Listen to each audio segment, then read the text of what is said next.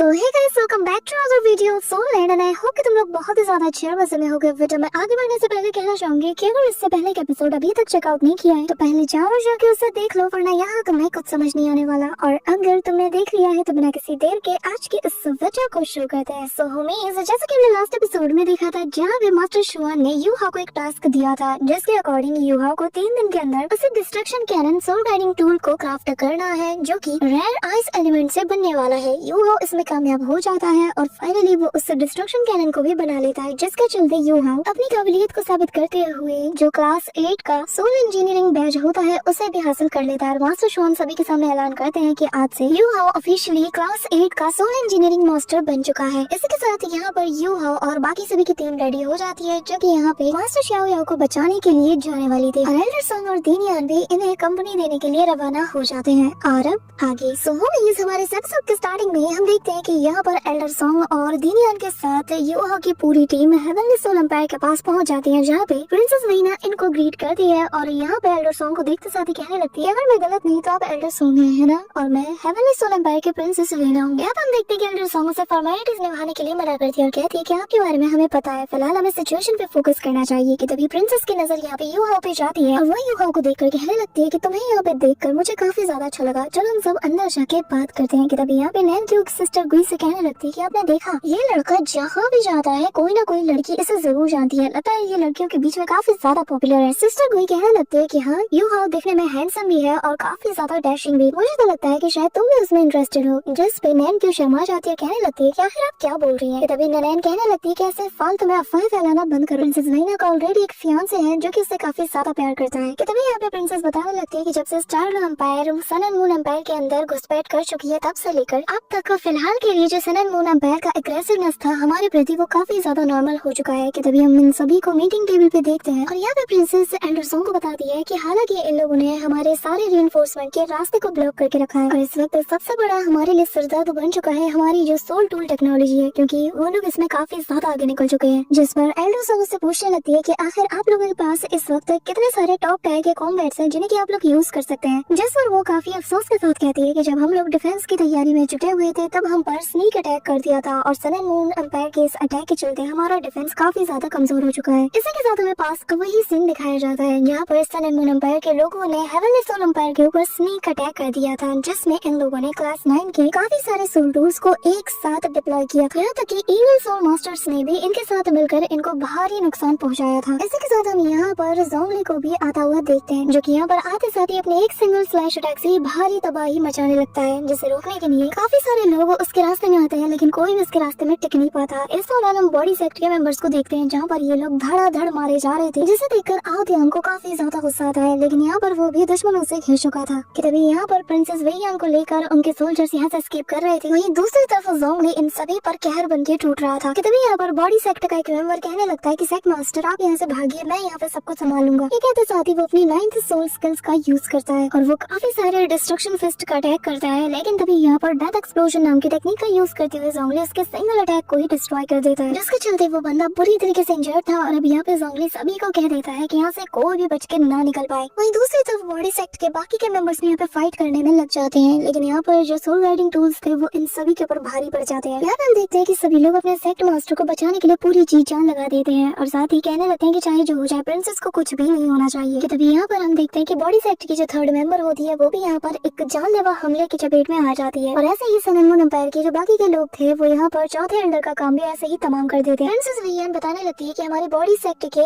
11 title Davlu battle के अंदर शामिल थे, जिनमें से 3 ऑन द स्पॉट ही मारे गए और जिसमें से मेरे टीचर भी उनमें शामिल थे। 4 टाइटल दावलू तो बुरी तरीके से इंजर्ड है और वो फिलहाल के लिए किसी भी बैटल का हिस्सा नहीं बन सकते। इस दौरान यहाँ पे वो बहुत ज्यादा निराश हो जाती है और कहती है कि बॉडी सेक्ट का 1/3 हिस्सा पूरी तरीके से बर्बाद हो चुका है, हमारे मेंबर्स की तादाद भी बहुत कम रह गई है। इसी के साथ हमें वो सीन भी दिखाया जाता है जहाँ पर प्रिंसेस वीना भी बहुत बुरी तरीके से इंजर्ड हो जाती है। कि तभी यहाँ पर जो सन एंड मून एम्पायर का बंदा जो कि पूरी की पूरी फौज को लीड कर रहा था वो कहने लगता है कि प्रिंसेस वीना जो कि हेवनली सोल एम्पायर की ट्विन सोल फ्यूचर है उससे भी हर हाल में यहाँ पर मरना होगा। ये कहते साथ ही वो एक तगड़ा वाला अटैक उसकी ओर कर देता है। कि तभी यहाँ पर हम पीछे से आउटियान को आगे आता हुआ देखते हैं जो कि इसकी तरफ देखकर स्माइल करता है। ये देखकर प्रिंसेस आवाज देती है और कहती है कि आउटियान नहीं, तुम नहीं जा सकते, लेकिन उसकी आंखों के सामने ही आउटियान उसे सेव करने के लिए खुद को सैक्रिफाइस कर देता है और हवा में जंप करते हुए सीधा उस मैसिव से अटैक को अपने ऊपर ले लेता है। यहाँ पर ये सारी बातें याद करते हुए प्रिंसेस काफी ज्यादा इमोशनल हो जाती है और यहाँ पे एल्डर सॉन्ग को भी इसके लिए काफी ज्यादा बुरा लगता है। जिसके बाद वो उससे कहने लगती है कि प्रिंसेस आपको हिम्मत से काम लेना होगा और उम्मीद करती हूँ कि आप हमारे प्लान से भी अवेयर होंगी। जिसमें यहाँ पे प्रिंसेस हाँ में जवाब देती है और तभी मिसेस सॉन्ग आगे बताने लगती है कि फिलहाल के लिए हमारा मेन टारगेट है कि हम हमारे स्टूडेंट्स को वहाँ से रेस्क्यू करें और अगर हमारी बस में हुआ तो हम आपका बदला जरूर लेंगे। तो बताओ यूहा, तुम दुश्मन की फ्रंट लाइन में रहे हो तो तुम्हारा क्या कहना है। जिस पर यूहा कहने लगता है कि जैसे कि प्रिंसेस ने बताया कि यहाँ पर हमारी सबसे बड़ी प्रॉब्लम इस वक्त ये है कि हमें दुश्मन की तादाद का नहीं पता और न ही उनकी करंट सिचुएशन। सबसे पहले हमें टीचर शाओही और दुश्मन के डिप्लॉयमेंट को लोकेट करना होगा, जिसके बाद ही हम आगे कुछ प्लान कर पाएंगे। और रही बात उन्हें रिकॉग्नाइज करने की, तो मैं सबसे पहले जाऊंगा और इनकी तादाद का पता लगा के आऊंगा। यहाँ पे मिस सॉन्ग कहती है कि ठीक है, फिर इस मिशन में मैं तुम्हारे साथ चलूंगी। जिस पे यूहा कहता है कि फिर तो हम सबसे सिंपल मेथड का यूज करेंगे। तभी सीन शिफ्ट होता है और हम यहाँ पे सन एंड मून एम्पायर के जो सर्विलियंस टूल्स हैं उन्हें देखते हैं, जिन्हें देखकर यूहा कहता है कि लगता है सन एंड मून एम्पायर का जो मार्शल का बेस कैम्प है जैसे कि शूतियान रान चलाता है, उसने यहाँ पर बहुत ही लेवल की फील्डिंग सेट की हुई है। ऐसा लगता है कि कोई मक्खी भी यहाँ से नहीं गुजर सकती। कि तभी यहाँ पर एक बहुत बड़ा सा जायंट क्रिएचर आ जाता है जिसके ऊपर उसका मास्टर सवार था। वो कहने लगता है कि मुझे लगा था कि यहाँ पर बहुत ही पावरफुल सोल मास्टर होगा, और ये क्या, मुझे नहीं लगा था कि यहाँ पर एक मामूली सा बच्चा आ जाएगा। एक मामूली सा सोल सेज हमारे सन एंड मून एम्पायर के आर्मी बेस कैंप पर निगरानी रखने आया है। यहाँ पे यूहा को जैसे एहसास होता है कि ये एक इविल सोल मास्टर है, तब तक बहुत देर हो चुकी थी और वो बंदा उसे कहने लगता है कि मैंने तुम्हें पहचान लिया, तुम यहाँ पर पहले भी हमारे बीच आ चुके हो, है ना तांगू। यहाँ पे यूहा को भी याद आ जाता है कि ये वही अलायंस लीडर नैनगोंग है। कि तभी वो कहने लगता है कि हाँ, आपसे भी काफी टाइम बाद मिलना हो रहा है। उम्मीद करता हूँ कि अलायंस लीडर नैनगोंग बिल्कुल ठीक होंगे, या फिर मुझे शायद आपको कुछ और कह के बुलाना चाहिए। कि तभी यहाँ पर वो नैनगोंग बताने लगता है कि मैं एक टाइटल हेवनली सेंटीपीड बन चुका हूँ। ये कहते साथ ही हम देखते हैं कि अचानक से उस सेंटीपीड के ऊपर खड़ा हुआ बंदा भी पूरी तरीके से ट्रांसफॉर्म होने लगता है। और अब यहाँ पर हम दो इविल सोल मास्टर को देखते हैं और इन लोगों ने आते साथ ही अपने सोल रिंग्स को भी एक्टिवेट कर दिया था, जिसे देखकर यूहा कहने लगता है कि सीनियर, मैं तो बस यहाँ पर आप लोगों की पोजीशन को चेक करने आया था, आखिर आप लोग मेरे लिए इस चीज को इतना ज्यादा मुश्किल क्यों बना रहे हैं। जिस पर वो कहने लगता है कि मुझे याद है कि रेडियंट सिटी में वो जो सोल इंजीनियरिंग टूर्नामेंट हुआ था, हमने इस टूर्नामेंट में काफी सारे रेयर मेटल्स पे अपना हाथ साफ किया था, यहाँ तक कि ये यूनियन की सन मून डिवाइन नेचर को भी तुमने नहीं छोड़ा, जो कि एक क्लास 9 का stationary shell storm of destruction कहा जाता है, जो कि हमारे कल्ट का एक बहुत ही रेयर ट्रेजर है। तुम्हें क्या लगता है कि मैं तुम्हें ऐसे ही जाने दूंगा? हाँ चलो, मैं देखता हूँ कि आज तुम भाग के कहाँ जाते हो। जिस पे यूहा कहता है कि भागू, और मैं भला मैं क्यों भागू। कि तभी हम देखते हैं कि पीछे से लोगों के ऊपर 2 स्लैश अटैक हो जाते हैं। यहाँ पे हम देखते हैं कि उसके स्लैश अटैक को देखते साथ ही ये दोनों डॉज करने लगते हैं और समझ जाते हैं कि यहाँ पर ग्रीन शैडो डाउलू यानी कि सॉन्ग यूनजी आ चुकी है, यानी कि एक हाइपर डाउलू। और यहाँ पे हम देखते हैं कि मिस सॉन्ग भी अपने सोल रिंग्स को एक्टिवेट करके पूरी तरीके से फाइटिंग मोड में थी। इसी के साथ हम देखते हैं कि यूहा इमीडिएटली अपनी स्पिरिचुअल डिटेक्शन को यहाँ पे मिस सॉन्ग के साथ शेयर करना शुरू कर देता है, जिसके चलते मिस सॉन्ग को यहाँ पे ऑलमोस्ट हर एंगल का व्यू मिलने लगता है और वो बिल्कुल एक्जैक्टली इनके अटैक्स को भाग पा रही थी। कि तभी यहाँ पर उनमें से एक बंदा जो है वो उस पे सरप्राइजिंगली अटैक कर देता है, लेकिन मिस सॉन्ग जो थी वो इमीडिएटली उसके अटैक को काउंटर कर लेती है और फिर पलट के वो खुद भी इसके ऊपर एक और अटैक कर देती है। यहाँ पे हम देखते हैं कि वो जो इविल सोल मास्टर था उसका क्लोन यहाँ पे बहुत ही अच्छे से फाइट कर रहा था और यहाँ पे मिस सॉन्ग को भी इससे फाइट करने में दिक्कत आ रही थी। कि तभी इविल सोल मास्टर अपनी 6th सोल स्किल का यूज करता है, जिसे कि डिमोनिक इंसेक्ट कन्फाइनमेंट कहा जाता है। यहाँ पे जैसे वो इसका यूज करता है, मिस सॉन्ग बुरी तरीके से उसके अंदर फंस जाती है। कि तभी यहाँ पर वो दूसरा वाला बंदा भी अपनी 6th सोल का यूज करता है, जहाँ पर वो डिमोनिक मिस्ट से उनके ऊपर हमला कर देता है। लेकिन यहाँ पे हम देखते हैं कि मिस सॉन्ग भी कम नहीं थे, वो इमीडिएटली अपनी 4th स्किल जिसे कि ईगल सप्रेशन कहा जाता है और यहाँ पे इसका यूज करते साथ ही वो उनके ट्रैप से आजाद होकर उनके ऊपर हमला करती है।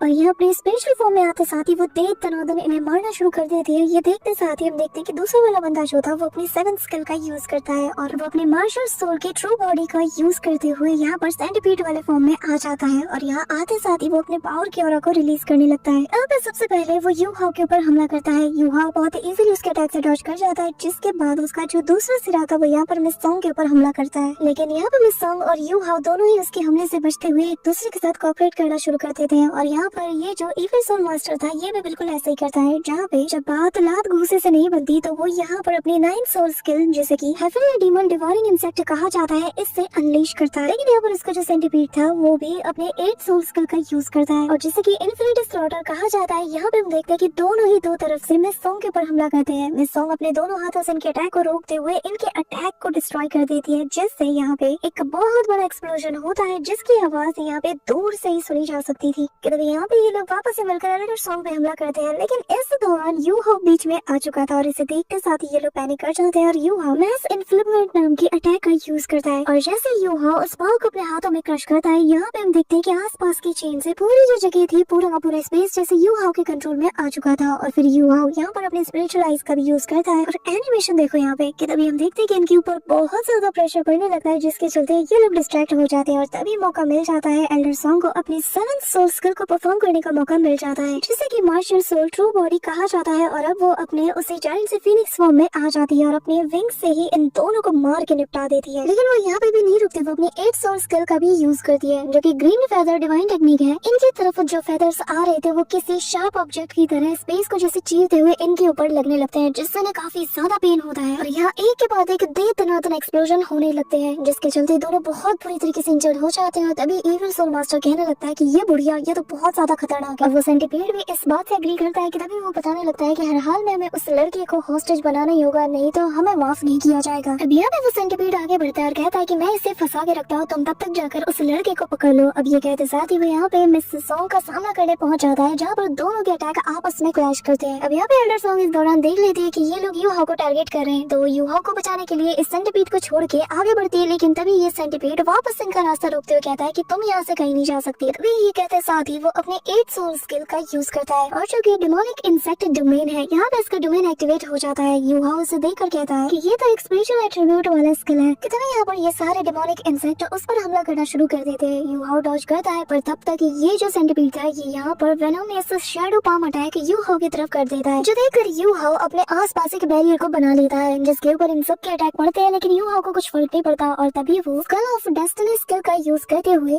सोल एक्सप्लोजन का यूज करता है और घुमा के अपना फिस्ट अटैक सामने की ओर जोड़ता है। यहाँ पे इस अटैक का इम्पैक्ट इतना था कि सारे के सारे इंसेक्ट वहीं पे वैनिश हो जाते हैं। और फिर 6th सोल स्किल का यूज करते हुए यू हाउ स्पिरिचुअल स्ट्रिपिंग का यूज करता है और घुमा के एक सोल का चाटा सीधा इसकी ओर बढ़ा देता है, जिससे इसकी सोल जैसे इसकी बॉडी से अलग होने लगती है। यहाँ पे ये अटैक इतना ज्यादा इम्पैक्ट वाला था कि वो भी हैरान था और आनंद फानन में वो अपने 5th सोल स्किल का यूज करते हुए यहाँ से एस्केप करना शुरू कर देता है। यू हाउ कहने लगता है कि अच्छा तो अब तुम यहाँ से भाग रहे हो, लेकिन तभी यू हाउ भी अपने 6th सोल स्किल का यूज करता है, जो कि डेस्टिनी डैमेज, और इसका यूज करते साथ ही वो यहाँ पे इसे डिटेक्ट कर लेता है। गोल्डन कलर की एनर्जी सीधा उससे निकलते साथ ही इसे अपनी चपेट में ले लेती है और फिर यू हाउ निकालता है अपना 8th ग्रेड का डिकम्पोजिशन कैनन और सीधा इस पे चला देता है। ये इतना तगड़ा वाला अटैक था कि जैसे ही वो इसकी चपेट में आता है ये ऑन द स्पॉट नथिंगनेस में बदल जाता है। यहाँ पे इसका इम्पैक्ट देखते साथ ही दूसरा वाला बंदा जिसका मास्क क्रैक कर जाता है, पर तभी यहाँ पर मिस सॉन्ग आते साथ ही इसका खेल खत्म कर देती है और फिर वो उस बंदे को पकड़ लेती है और यू हाउ के पास जाने लगती है। लेकिन वो अपने मन में कहती है कि इस लड़के की जो कॉम्बैट एबिलिटी है ये ऑलरेडी एक टाइटल दावलू के टक्कर की है। वाकई में हमारे पास एक ऐसा मॉन्स्टर है जो कि फ्यूचर में हमारे बहुत काम आएगा। ये कहते साथ ही अब यू हाउ उन्हें लेकर यहाँ से चला जाता है। अब यहाँ पे हम देखते हैं कि यू हाउ का डार्क वर्ल्ड के अंदर जैसे ये बंदा अपनी आंखें खोलता है तो वो कहने लगता है कि क्या मैं मर गया, लेकिन तभी यहाँ पे एल्डर सॉन्ग कहती है कि क्या मैं तुम्हें मरने दे सकती हूँ, वो भी इतनी आसानी से। इसके बाद वो यहाँ पर अपने अनडाइंग फ्लेम का यूज करते हुए इसकी स्पेशल पावर को बर्न करना शुरू कर देती है, जिसके चलते वो दर्द के मारे चिल्लाता है। इस पर एल्डर सॉन्ग कहने लगती है कि किसे पता कि तुमने इस लेवल की कल्टीवेशन को अचीव करने के लिए न जाने कितने मासूम जानों के साथ खिलवाड़ किया है। मैं तो बस आज यहाँ पर न्याय कर रही हूँ, शुक्र मनाओ कि तुम्हें मैंने जिंदा रखा है और यही तुम पर सबसे बड़ी मेहरबानी है। तभी यहाँ पर वो उसके सामने गिड़गिड़ाते हुए कहता है कि प्लीज मुझे माफ कर दो, प्लीज मैं तुमसे रहम की भीख मांगता हूँ, तो जो कहोगे मैं वो करूंगा, पर प्लीज मेरे पावर को बर्न मत करो, प्लीज मेरे सोल पावर को ऐसे मत बर्न करो। तभी यूहा उसके सामने आकर कहने लगता है कि जरा देखो तो कौन यहाँ पे गिड़गिड़ा रहा है। लेकिन यहाँ पे यूहा को देखकर तो वो उससे भी रहम की भीख मांगता है, कहने लगता है कि मेरे जो मार्शल सोल सेंटीपीड है उसे हम ऐसे ही मार नहीं सकते, तुम लोग जो कहोगे मैं वो करूंगा। जिसके बाद वो बताने लगता है कि मैंने ना किसी को मारा है ना किसी को डिवोर किया है बाकी लोगों की तरह, हम तो अपने दम पर ही कल्टीवेशन को इंक्रीज करते हैं। लेकिन यहाँ पे एल्डर सॉन्ग से पूछते हैं कि बताओ आखिर तुम्हारे होली स्पिरिट कल्ट के अंदर टोटल कितने मेंबर्स हैं और उन्हें कैसे ऑर्गेनाइज किया जाता है। जिसमें वो बताने लगता है कि होली स्पिरिट कल्ट की जो रूलर है उसे सुप्रीम रूलर भी कहा जाता है, जैसे कि डेथ गॉड डालू भी कहा जाता है, जिसका नाम ये शीशुई है। और इनके अलावा कल्ट के अंदर एक लीडर और एक वाइस लीडर है जिसका नाम जोंगली है, और जो